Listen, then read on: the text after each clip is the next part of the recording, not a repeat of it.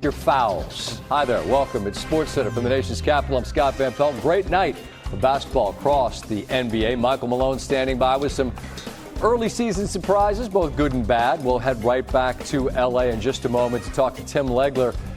What a finish. It was bizarre. You don't see that called much, but you got to call it because Smart was out of bounds. It's a 2-point lead until Luka stepped back all three of these, and that puts the Lakers ahead by one. On the other end, good ball movement.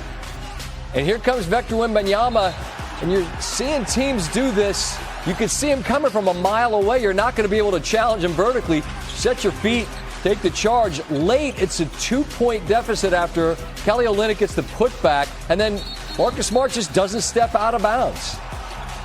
You see how casually dudes inbound the ball throughout the game, but here, late, I mean, his foot is clearly out of bounds. Not a call you're going to want to make, but you have to make it.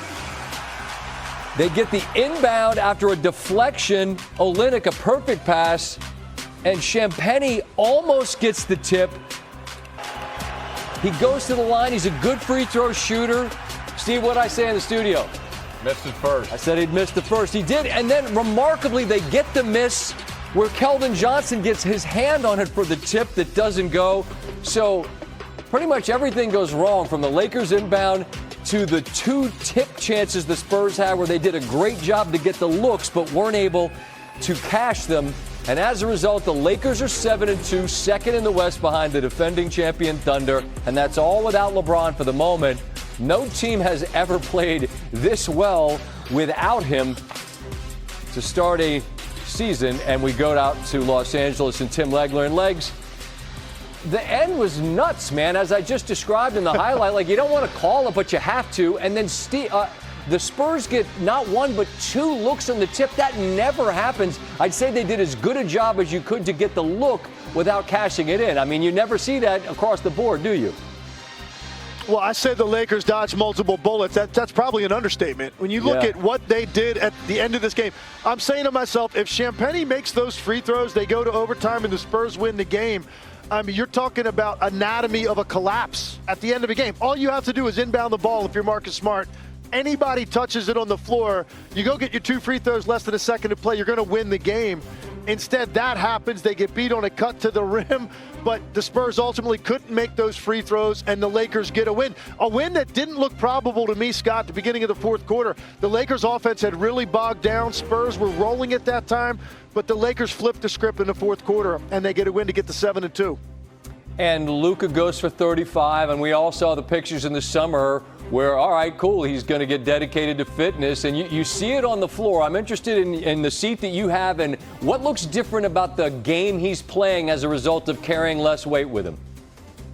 Two things stood out to me tonight. One, he's absolutely quicker laterally. And I'm talking about offensively as well as defensively. You know, that first move, and he loves to cross over to get into his step back. He was getting more separation on that tonight than he was at times last year when he did look a little bit more sluggish.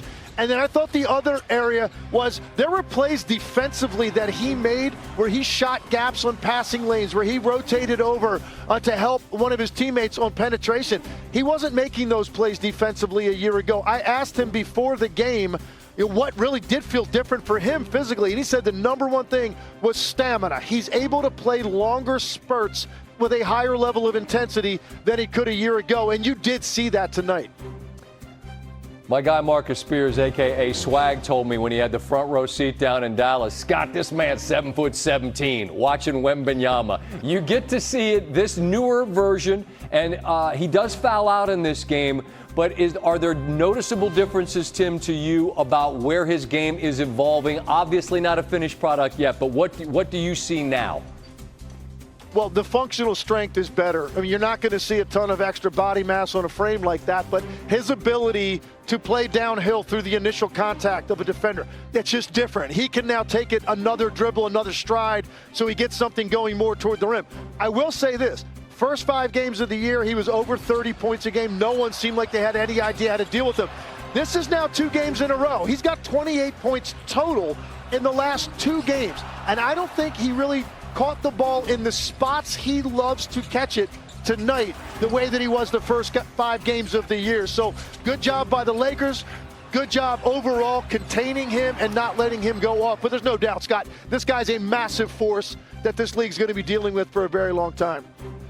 Legs, great to visit with you. So much fun to watch you on the call. We'll talk again soon, all right? For me and Tim talking, and DeAndre, you just heard the two of us talking about the big fella that you go up against, and you're a big man yourself, and you had a great game, but there's just times where it's wild to see someone as big as you just look like, all right, I can't get this shot off, and you kick it out, and it works. But what's it like going up against someone has that kind of reach? You make you think twice for sure. Honestly, it was a team effort. Just knowing personnel and knowing that, he's a great shot blocker and, just moving the ball a little bit and getting him out of our paint. It's early in the season, and you guys don't have all hands on deck. But with so many new pieces, DeAndre, to start the way you are as you're learning one another, how positive is the energy around your group, given the way you all have played? It's surely welcoming. There's a lot of terminology and a lot of accountability as well. We're just keeping the vocal point of keeping togetherness as our number one thing and our number one source to get some of these games done. It's early, but is it too early to say, DeAndre, that you found a home that can be a home where you could just plant yourself, grow roots, and say, this is where DeAndre Ayton's going to make a run in this league. I'm going to hang out in L.A. and play with this squad. Yeah, I feel great, honestly, but it's up to the fans. I'm going to just keep trying my best to contribute in every game possible.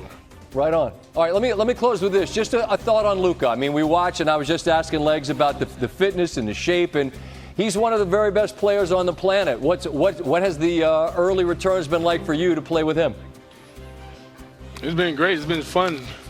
Just seeing how much gravity he brings towards the defense, and just knowing that you have to be ready, pass like a wizard. So you got eyes in the back of his head. So you can't be too surprised, and I'm getting used to that as well. But it's truly fun to play with him. Yes, sir, baby.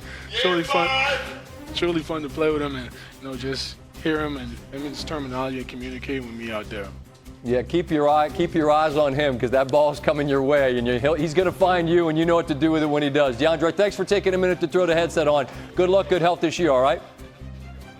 And they feel like this will be their plan of attack, certainly in the early going, because they want to get their team ready to play their best basketball April through June, not risk further injury at this stage of the season. All right, like we've seen, it could be Jake LaRavia time once again for the Los Angeles Lakers. Dave McMenamin, thank you so very much for those updates. Bringing it back here to studio, what changes? You were talking about how Austin and Luka is the best duo in basketball right now, Perk. So without Austin in the lineup against the Spurs, what has to change? Well, like Dave just said, the next man up, that's their mentality. And they had a GM poll where Rob Pelinka was the laughing stock of it and how the Lakers didn't have depth.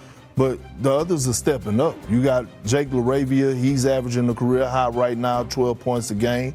Rui Hachimura is averaging 16, shooting 46% from the three, 60% from the field. And right now you're looking at a version of DeAndre Ayton that looked like the number one pick DeAndre Ayton. So JJ is getting max out of those guys, the depth. Marcus Smart, yes, we know his numbers are not going to show up in the stat sheet, but his impact on winning has been there. Boy, am I the kiss of death of positivity. We're talking about this three-guard lineup, and we get no Austin Reeves tonight. I'm glad that Dave says it's precautionary, but